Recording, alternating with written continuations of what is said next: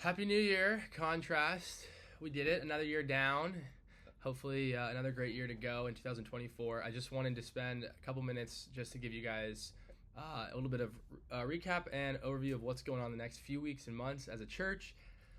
First things first, since last December, we've grown like 150%. So it's been a fun year to just try to figure out how to assimilate people in a new community.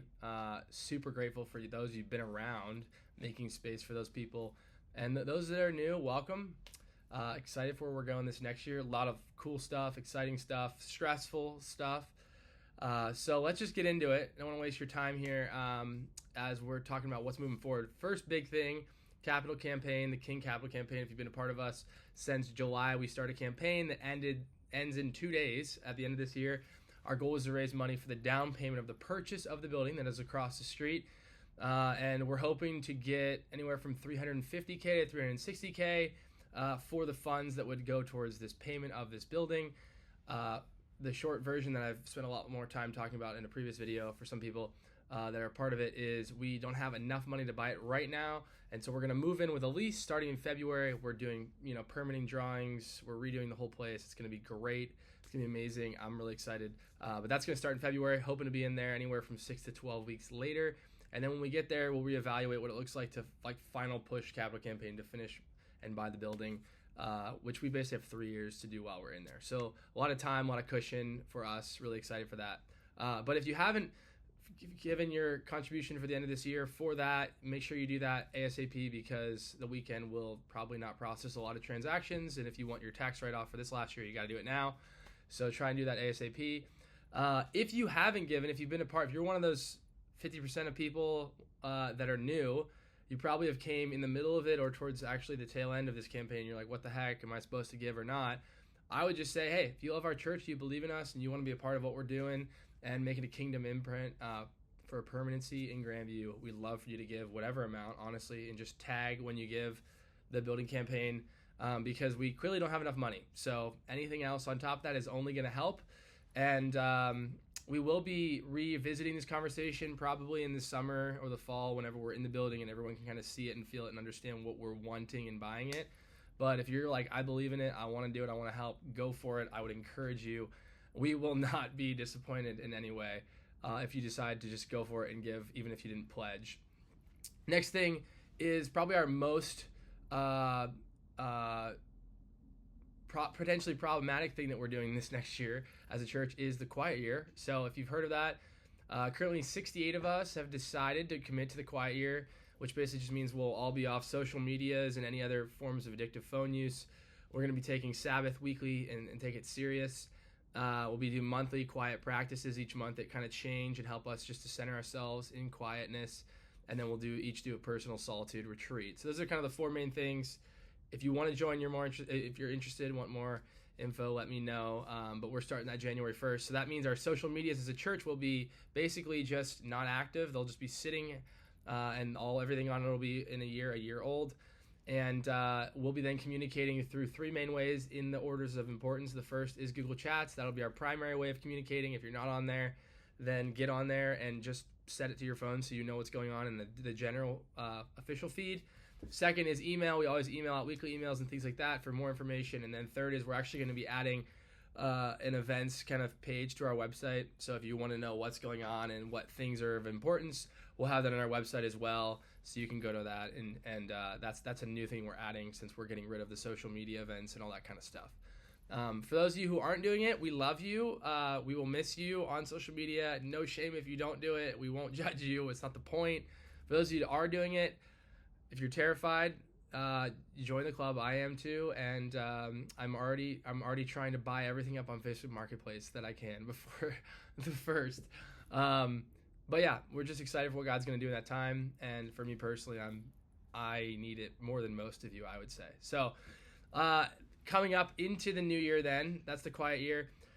New Year's Eve worship and prayer. I'm going to be honest with you. I've never wanted to do something like this. I thought it's dumb. I don't want to waste my time singing and praying and worshiping on New Year's Eve. I'd rather have fun with friends and party and play games and whatever, right? I don't know what your plans are.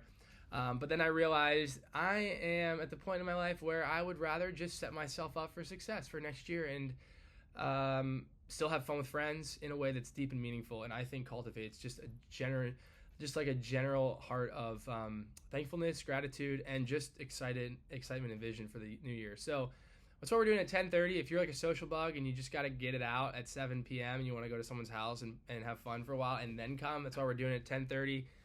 And man, we're just really excited. Sarah, my wife, prayer director, and Nick and I have a really cool experience planned with prayers, with vision, with encouragement with each other, worship. It's just going to be sweet. And I told you I don't like to do these things. I am very excited for this. So I would love for you to try and make that.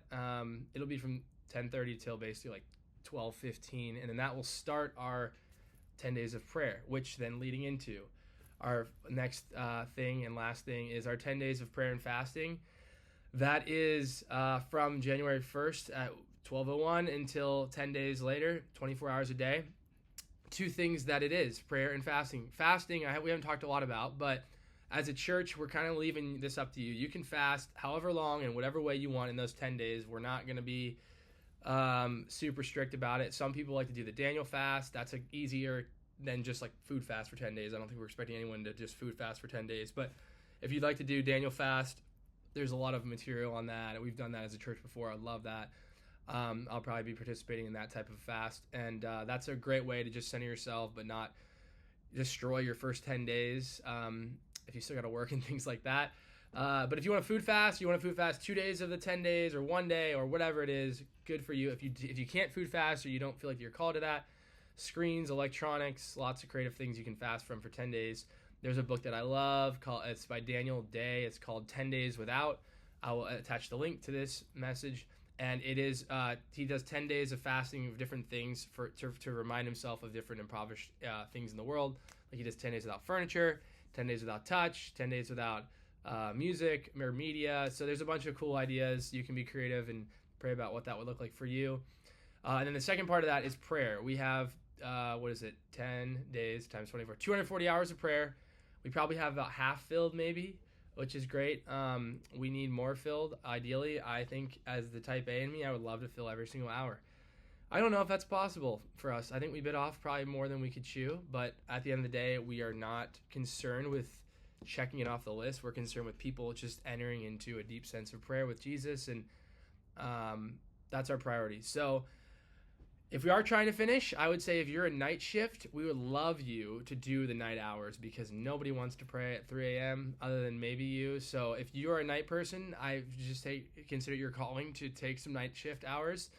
Also, the night shift hours can be anywhere. They don't need to be in our prayer room, so you can do them from home. You can do them wherever you're at, and we'd love for you to do that. But the rest of you, throughout from 6 a.m. to 10 p.m., those all need to be in our prayer room here. We've got new boards we're putting up to write prayers on for the new space, which we're really excited about. It's going to be really cool. And man, I just know that a lot of you haven't spent an hour in prayer in a long time, and I'm telling you, the rhythm that it's going to take time and energy from your schedule, but it's super worth it. And that's all I need to say, because prayer is not about expecting anything. It's just being in the presence of the Lord and seeing what He'll do in your heart and mind and soul. And just excited for that. So this is all we got coming up. I love you guys. I'm excited. I know it's a lot, but I think there's just this hunger for the new year, for what it can look like for the vision of our lives, for the areas that we want to grow in, the areas that we want to surrender to the Lord, the areas that we as a church want to create impact and difference and peace and hope in Grandview. And so I think these will really help us put us before the Lord for Him to communicate to us what that looks like and how that can be done. So I love you guys. Happy New Year. Hopefully see you the 31st at 10:30 here. If not, see you the next week, and we're back in the Gospel of John. So love you all. Take care. Peace.